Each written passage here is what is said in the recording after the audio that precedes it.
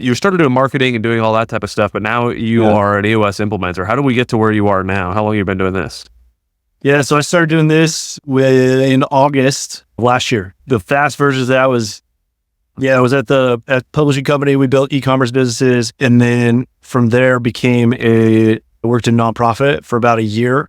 And that was okay. Didn't tick all my boxes. Led in an interim capacity as there's some sabbaticals and didn't love that. And then I went to a roofing company, worked with like Universals and Disney's on massive projects. And that didn't really tick all my boxes. And so about 5-6 years ago, I got hired on locally here in Northern Colorado with the company, and I was employee number 11 and was at a really low point. And so what I was wanting at that point was a space to just be dad and to heal. There's a lot of mental stuff that had come, probably lowest points in my life prior to that, in terms of only time I had ever thought about self-harm, only time I had ever had a panic attack and understood what that feeling even was.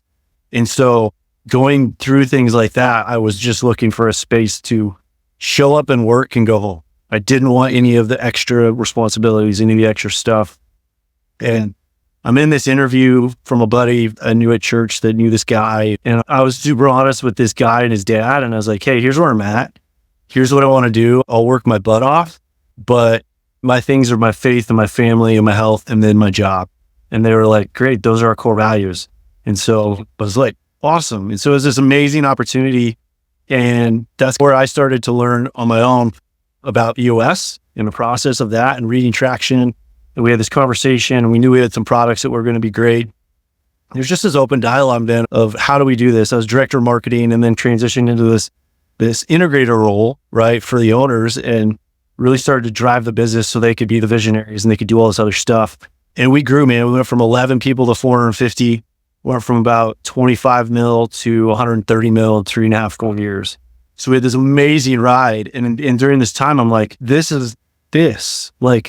can have this successful scaling, amazing business, but never once was I asked to compromise or miss my kid's hockey practice or to work on a vacation or to do these other things. And look what we did. Look what we were able to do. And when they sold that business, probably 3 years ago now, something like that, like we transitioned to the new ownership, to the new companies, all that kind of stuff. Wasn't our people necessarily, wasn't our culture. And I was like, man, what's next?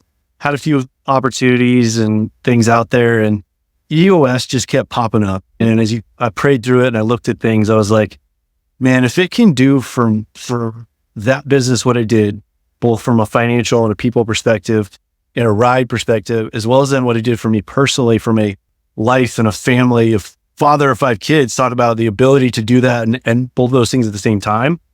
I was like, I'm in. Like, I want to do that. And I want to help other entrepreneurs and business owners realize that they can have both of those things, that you can have a freedom and a really well-run and successful business at the same time. And so it's just become a purpose, cause, passion, right? EOS language, but that I'm deeply passionate about allowing and helping people see that they can have both of those things and they don't have to sacrifice one for the other. Yeah, it's one of the reasons I left the military, so that I can not have to sacrifice all of the nonsense. So I was like, I just want to be a solid dad and be here, you know? Yep. What was it about being a dad? Because we know plenty of dads, you and I both, I'm sure, I'm just projecting this on you, but we know plenty of dads who are perfectly fine just being a dad when it suits them and not necessarily being a dad. So what was it, do you think, that was in your heart that said, no, I want to have more of an impact. I want to be there. I don't want to miss those sports. I don't want to miss all of that. What do you think it was about who you are that kind of brought that out? Yeah, I think it was partly like conversations with my dad, like just through that successful journey, through that part of it. And just not about any of that, but just like he was present, like he was there, he had a business. So we had some of those kind of conversations. And then there was a moment we had sold the company and my wife and I sat, it was like January of 22 maybe. And our oldest was about to be 11 or 12, something like that. And we sat there and it was like 10 years, he could be married and graduated college. Like those are very viable possible things in the next 10 years. And we sat in silence for 5 minutes. Like just the weight of that thought process of, whoa, all of these things that we dreamt about when we got married, before we had kids, the parents we were going to be, the things we were going to do with our kids. We had this realization of it was now. Like that time was now to do those things. And so that's where doing EOS and building our own life and all these other side things that we want to do became really real. And it was a feeling of, we have to make the changes and do the life and build the life that we want and stop chasing whatever it says this world or people or a business says that we have to do. So we made a ton of drastic changes after that conversation. Let's rewind to when you got married, right? What sort of conversations, if any, did you two have about what you thought about the future, what you thought about kids, what you thought about all of those, what are, to some people, extremely important conversations that get pushed down the road until it's time to make the decision? Did you have any of those conversations, or was it like a game time decision for some of that stuff? I would say both and. I remember when we were dating, I tell people this all the time, it's like, I knew she was the one right away, for one. And then secondarily, I remember her saying, yeah, I want to have 6 kids and then I want to adopt one from every continent. And I was just like, oh man, she's so amazing. She's so cute. And then we kind of journey through stuff. We get married and it's, oh no, she she meant that. She wants a whole lot of kids. Whoa. So I think we talked about those kind of things, but I would say it wasn't even until recently that we even started to talk about, okay, what do we want? Really, what do we want? Mm-hmm. Right? How do we want to, you think about 5 kids. Okay, do we want to have a house that can have them all come to Colorado at some point with their families? Or do we want the finances to go and visit them? Or do we want both? Or what does that look like? And so starting to wrestle through those things as they've gotten older and you start to realize, man, 10 years, they could have their own family and could be grandparents. It changes a lot of those things. I would say we're not good at that though. We're starting to have some of those conversations from a longer term planning perspective, but most of it was seat of our pants and she was super cute. So you can go along with just about anything when they're at that point. There's a guy, Patrick Bet-David, he's a business guy and has a podcast and everything. I love listening to a lot of stuff he talks about, but he said that when he met his wife, so he had admittedly made a bunch of mistakes, but when he knew it was time I need to straighten myself out and find myself a wife.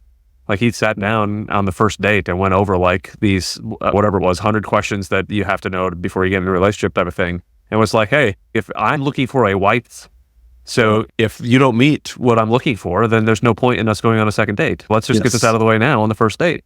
Yeah, that's what I try to explain to people, to me, in my opinion, right? And I think it's beyond an opinion, but the purpose of dating is to find your forever partner, your spouse, right? Which is what like in high school, it never made sense to me to date. Like it just, of course I was attracted to girls, but it never made sense to me to date. Like this doesn't make any sense. I know I'm going to the military. I know I'm out doing stuff, but my purpose is to go find a wife. So to ask the hard questions, get them out of the way early. If you both don't just assume that once you get married, the other person's going to change their mind about whether or not they want to have kids, right? Have the conversation. Do you want kids or do you not want kids, right?